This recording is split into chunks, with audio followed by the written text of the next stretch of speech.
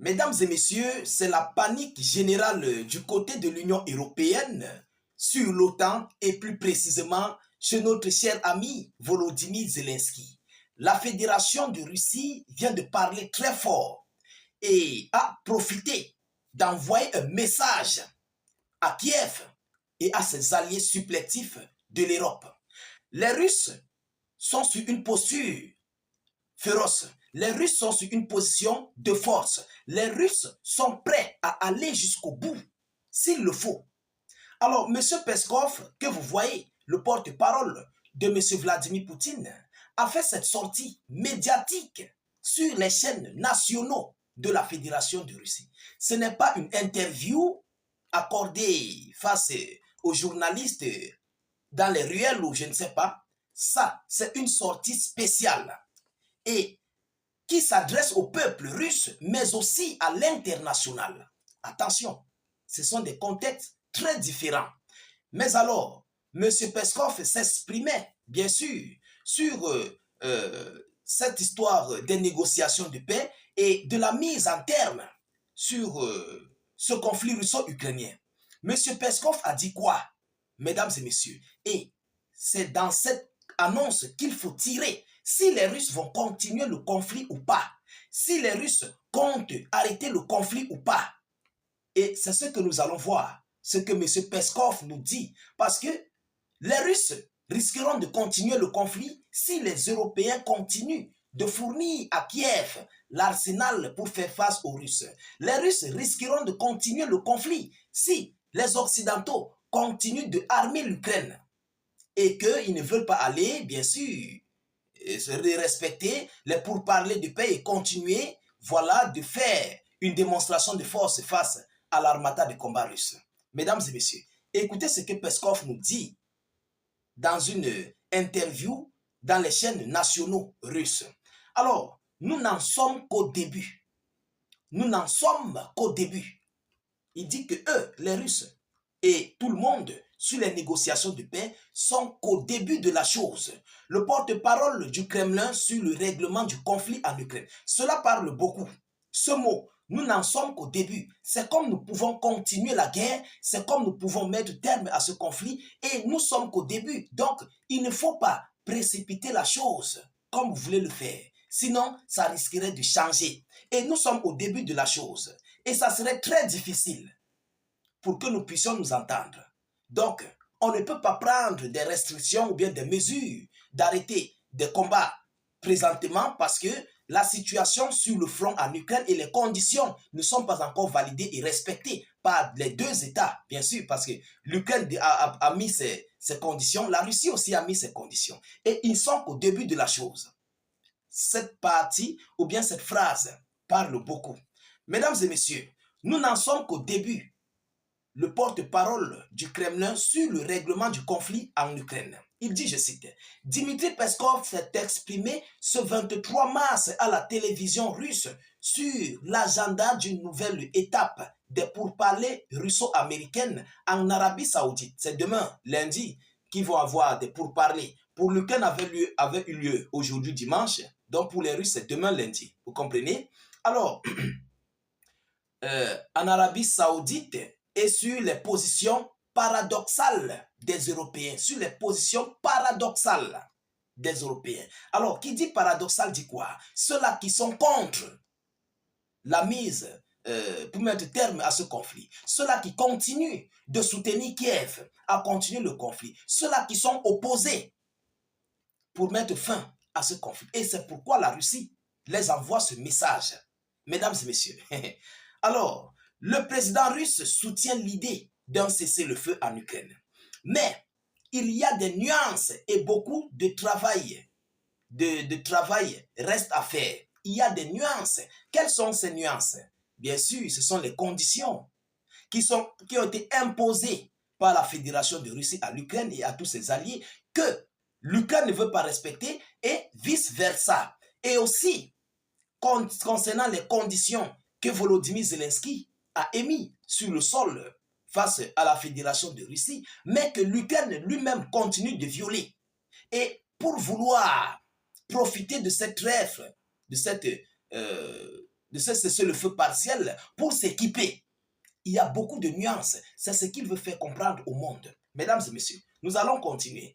Lors des pourparlers à venir en Arabie Saoudite, Moscou et Washington seront confrontés à des négociations difficiles sur la reprise de l'accord céréalier en mer Noire. Celui-ci a été mis en vigueur entre 2022 et 2023, permettant à l'Ukraine d'exporter ses céréales. La Russie et les États-Unis d'Amérique ne sont pas d'accord sur tout. Ils ne sont pas d'accord sur tout. La Russie et les États-Unis d'Amérique ne sont pas d'accord sur tout. Ça montre ici une mauvaise posture de la Fédération de Russie et aussi celle des États-Unis d'Amérique. Vous comprenez? Alors, mesdames et messieurs, mais cela ne doit pas les priver d'une coopération mutuelle bénéfique. Donc, le potentiel est énorme. C'est pour dire quoi aux États-Unis d'Amérique? Peu importe les difficultés que nous avons concernant ces négociations de paix, mais cela ne doit pas vous priver de venir collaborer avec nous, de venir exploiter ou bien d'avoir nos multiples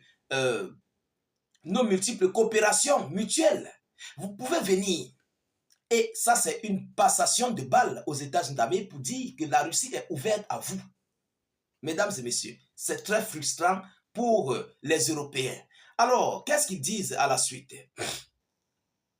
Un jour, des poids lourds de la politique devraient venir en Europe pour montrer la voie d'un bon voisinage avec la Russie.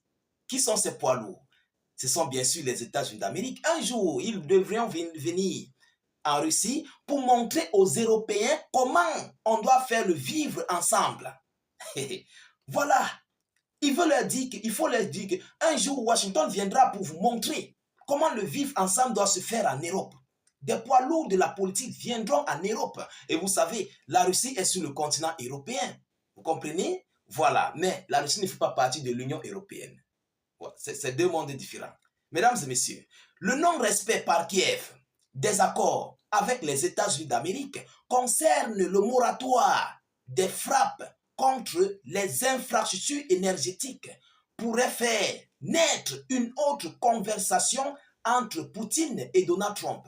Le non-respect, écoutez bien cette partie, c'est un message très fort, c'est un message à mémoriser. Le non-respect par Kiev des accords avec les États-Unis d'Amérique concernant le moratoire sur les frappes contre les infrastructures énergétiques pourrait faire naître une autre conversation entre Poutine et Donald Trump. Cela veut dire quoi?